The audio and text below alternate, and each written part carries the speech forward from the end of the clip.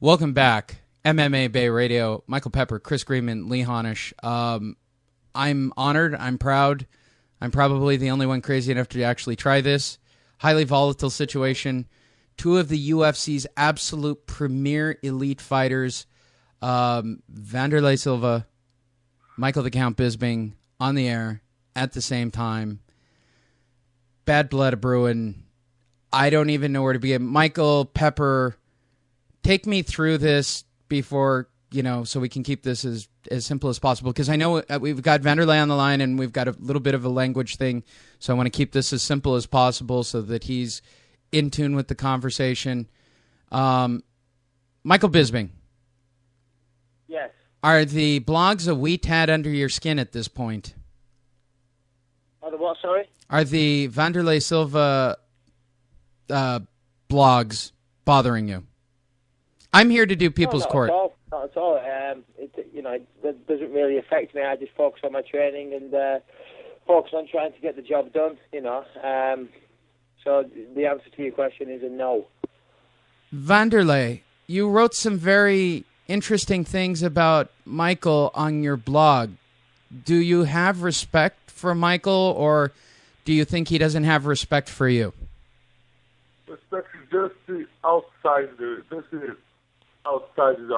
Inside the octagon, I don't respect anybody. Okay. Michael, is he overlooking you? No, it's for him to say. I completely agree with what Wanderlei said there. I don't. You can't respect somebody too much when you're in the octagon. So, sorry, what was the question again? Well, it's getting, it's becoming kind of a war of words outside the cage. Is this more show than it is?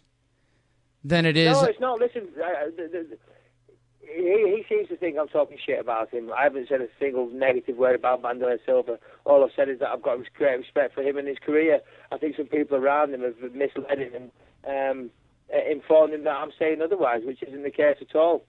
Well, then, so he says then we're just mending the bridge. Teach me a lesson on the night and all the rest of it. That's fine. We are going to fight, and I look forward to fighting to him, and I look forward to rising to the challenge. I haven't disrespected him.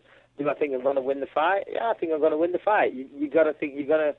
You got to go in there thinking that in every fight. I haven't disrespected him, but if he wants to think that, then so be it. I still maintain the fact I have a lot of respect for the guy, and I think he's a fantastic fighter. So whoever's been saying things, they're obviously talking shit. Okay, Wanderlei. Lee, let me. Yes, go ahead. This is Isaac. Yes, as you couldn't tell with all the different people. I'm good at this. I'm steering it. I see it. I've read all the blogs that Michael's been saying, Michael Bisping and Wanderlei. I've seen his video blogs.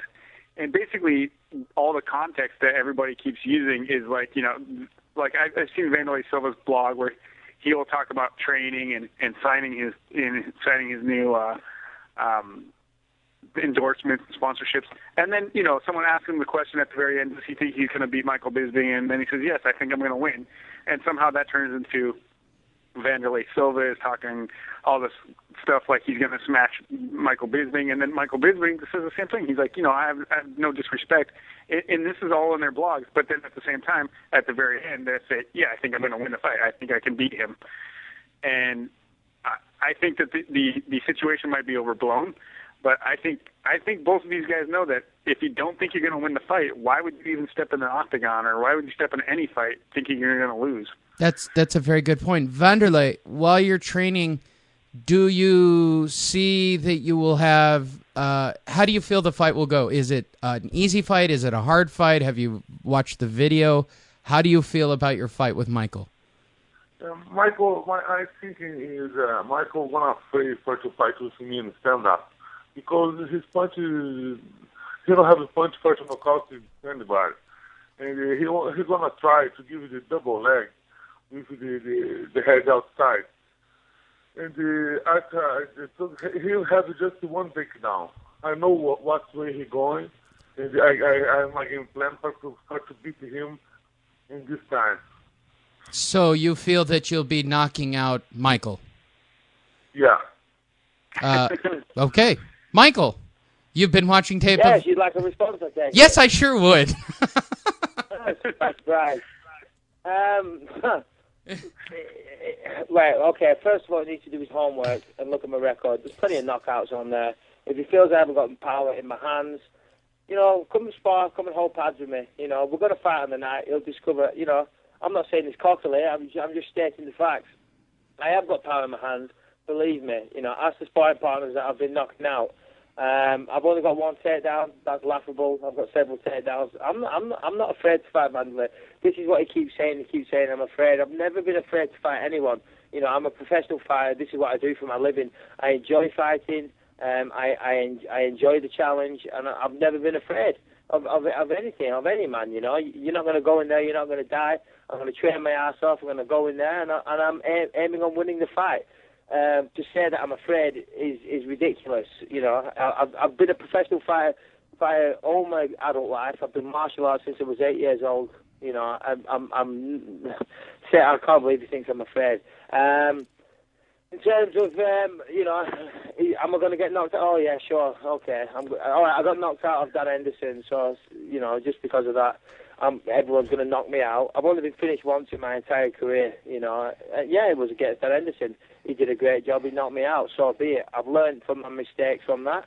There was a few mistakes, and hopefully I've eradicated them, and I've worked hard on them.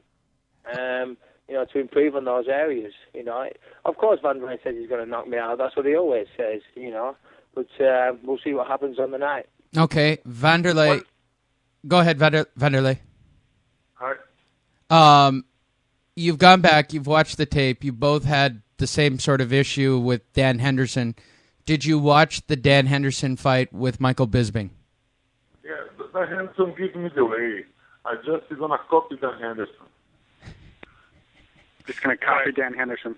Right. You're copy Dan Henderson. You're just going to copy Dan Henderson. Does that mean that Wanderlei you'll be hitting after the knockout if it does occur? Or will you actually stop, unlike Dan did? And by the way, Michael, I thought it was a cheap shot. So, Michael, for you, going back, Wanderlei has had a lot of difficulty with certain fighters. Do you see substantial holes in his game? Is he a shot fighter in your mind? Is he past his prime? I wouldn't say he's a shot fighter. As I said, Wanderlei's had a great career and he's had some great fights. But it's my job to fight him. So, I'm not a Wanderlei Silva PR machine. I'm not going to talk about how great he is too much. But obviously, he's a great fighter. Do I think there's holes and areas I can exploit? Of course I do. Of course I do. I think there's many areas. I think, to be honest, he's a bit of a one-trick pony. He comes out there and he swings with punches. He throws a few kicks, he throws a few knees. Other than that, you haven't got to worry about too much. I don't think he's a shot fighter. Not at all. He gave him and Rich Franklin had a very, very good close fight. And Rich Franklin is one of the best in the world. So that it was a close fight.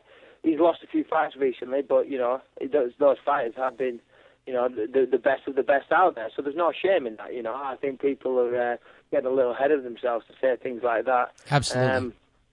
And I'm expecting Wanderlei, because he's coming down to 185 and because he is coming off a couple of losses, to be at his best. I'm expecting him to be very dangerous, So I'm sure I'm going to be facing the best Wanderlei there has been for a while.